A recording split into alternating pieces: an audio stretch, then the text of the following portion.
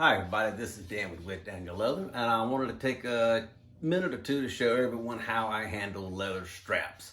To make leather straps, longer straps, easier to handle, I've taken a piece of wood, it's a piece of 2x4, and I cut two grooves in it. One is 3/4 of an inch deep, and the other is about a 1/2 inch deep. I used a table saw.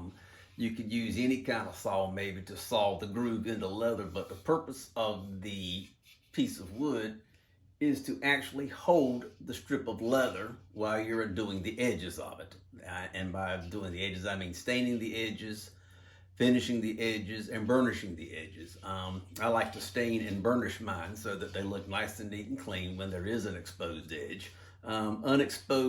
Exposed edges that aren't finished look like the bag's been halfway done, or the wallet or watch band, whatever it is, has been halfway done. So it's best to do the edges. And what I'll do now is I'll show you actually how I use the piece of wood. I've got a few pieces of just scrap leather strap that I have cut up into small pieces just to make things easier to handle for video. There is one side and there's the other side. This side is actually cut off and it's just a 90-degree angle. This piece of green leather has already been done. I've actually used an edge beveler, knocked the edges off of it, and dyed it and burnished it so that it's nice and clean. It's nice and smooth.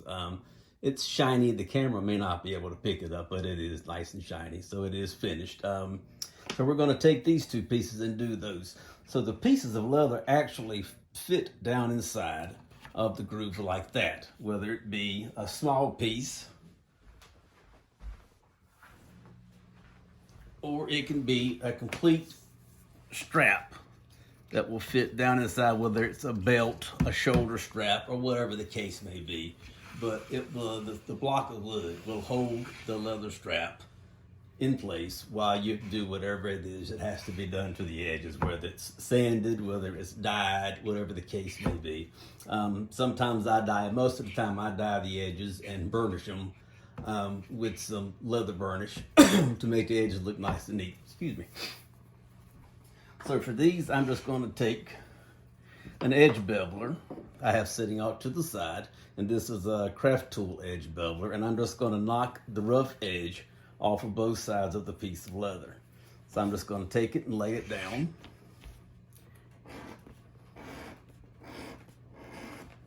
And this tool basically just cuts off that 90-degree angle so that it's not too rough.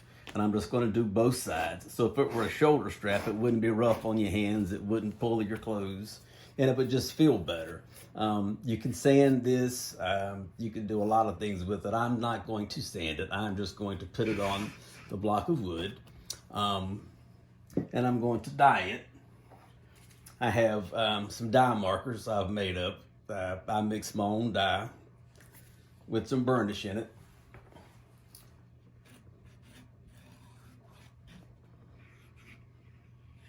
And I'm going to try to do this so the camera can see it.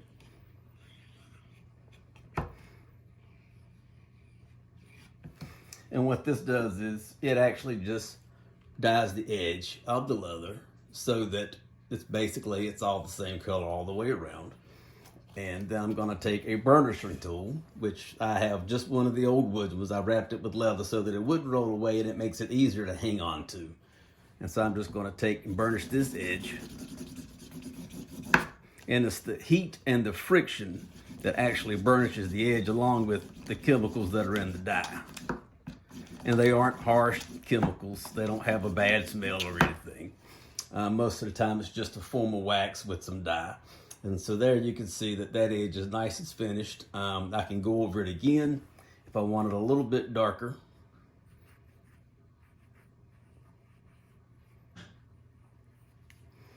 Some people do this with Q-tips. Some people do these with ink pens or dye pens. I like to use a dauber. It's just faster. I can take 1 or 2 sweeps and I'm done. If it falls over, it can't leak out because of the little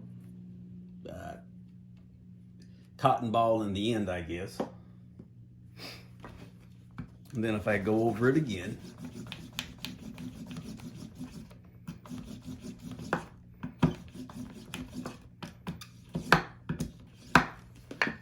with the burnisher. Then it winds up looking nice and neat. It's got a nice shine to it. The seal is there, so the air and humidity can't absorb into the leather on that side. And the other side needs to be done as well, but we do both sides most of the time. The ends will get done also, so I can take the end and put some on it. And it can be burnished as well. It'll need to be beveled, of course.